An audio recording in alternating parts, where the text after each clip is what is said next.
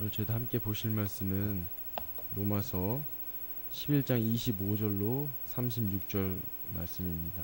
로마서 11장 25절로 36절 말씀 제가 한 절, 성도님들 한 절, 마지막 절을 합독하도록 하겠습니다. 형제들아, 너희가 스스로 지혜 있다 하면서 이 신비를 너희가 모르기를 내가 원하지 아니하노니, 이 신비는 이방인의 충만한 수가 들어오기까지 이스라엘의 덜어는 우둔하게 된 것이라.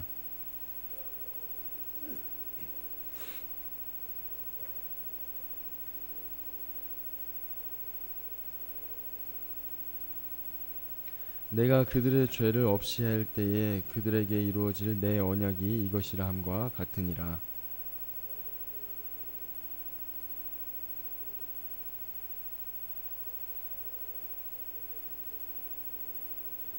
하나님의 은사와 부르심에는 후회하심이 없느니라.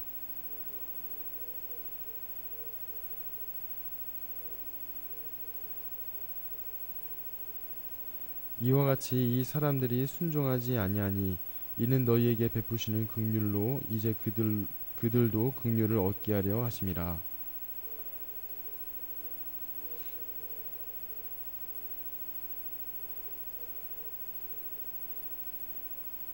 깊도다 하나님의 지혜와 지식의 풍성하며 그의 판단은 헤아리지 못할 것이며 그의 길은 찾지 못할 것이로다.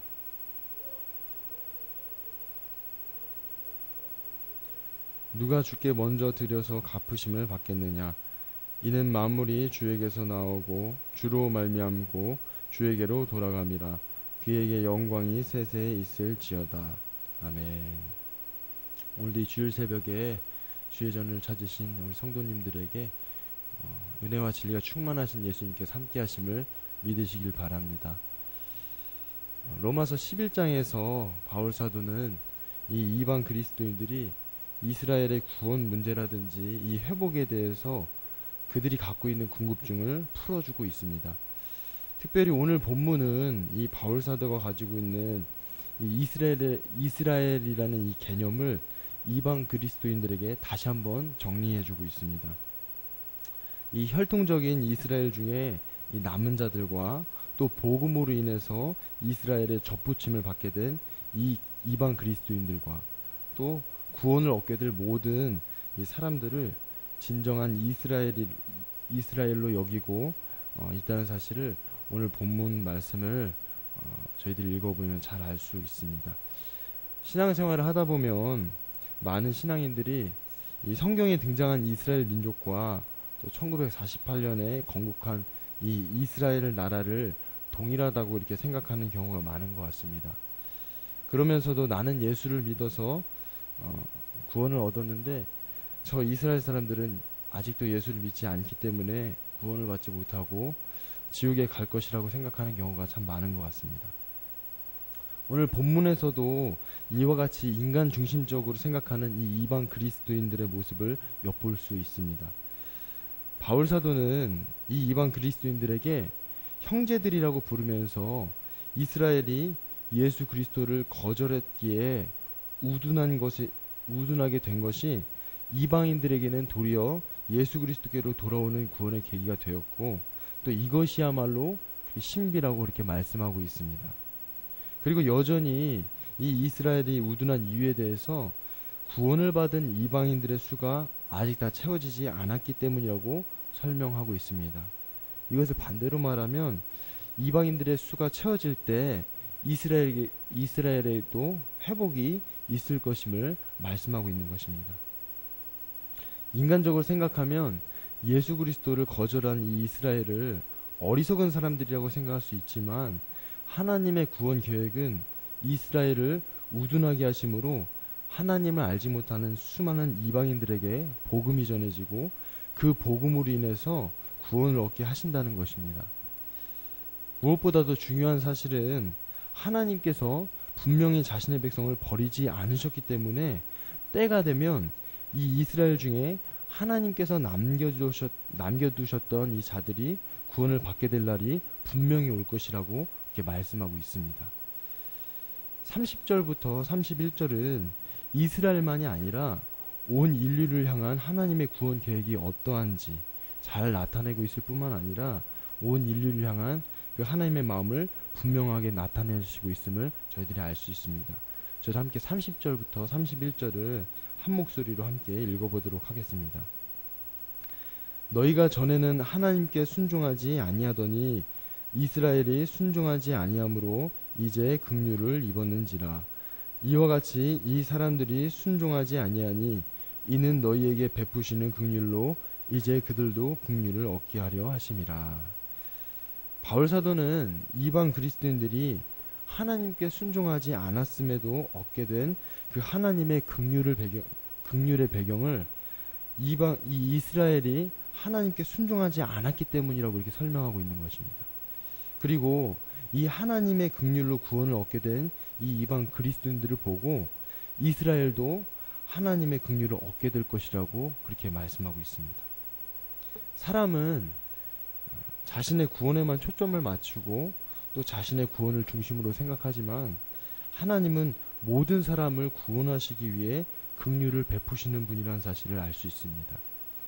어쩌면 예수를 믿고 살아가는 이 시대의 신앙인들이 어떤 마음가짐으로 살아가야 하는지를 돌아보게 하는 그런 말씀이라고 생각이 됩니다.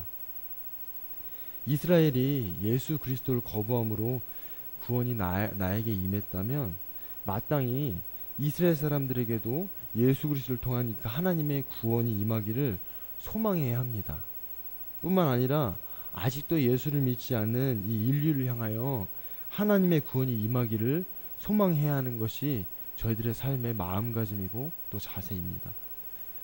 바울 사도는 이 사실을 누구보다도 잘 알았고 또 이러한 신비가 얼마나 놀라운지 알았기에 이 하나님의 지혜와 지식의 풍성함의 깊이에 대해서 감탄하면서 하나님을 진정으로 찬양하고 있습니다. 그렇다고 바울 사도가 하나님의 구원 계획을 다 알았느냐?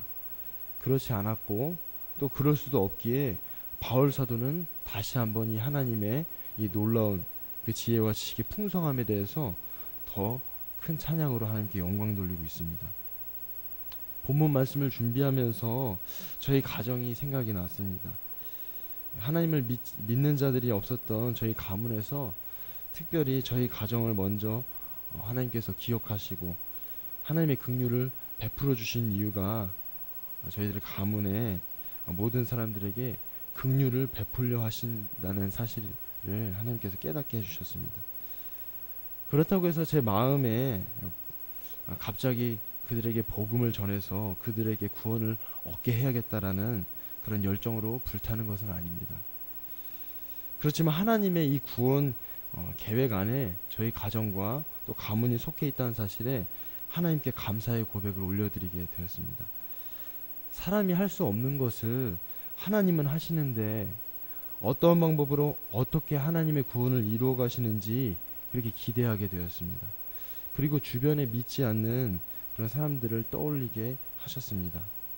그리고 그들에게도 하나님의 긍휼하심이 임하기를 기도해야겠다라는 그런 마음이 생겨났습니다.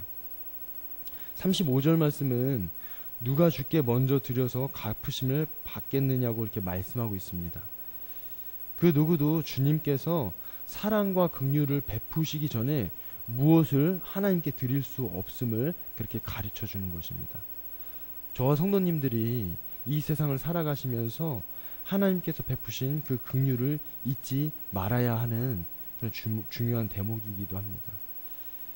하나님께서는 저와 성도님들을 통해 하나님의 구원 계획을 이루어 가시기 이전에 하나님께서 어떻게 당신의 뜻을 이루어 가시는지 또 하나님의 지혜와 지식의 풍성함이 결코 사람으로서는 헤아릴 수 없음을 먼저 알기를 원하십니다.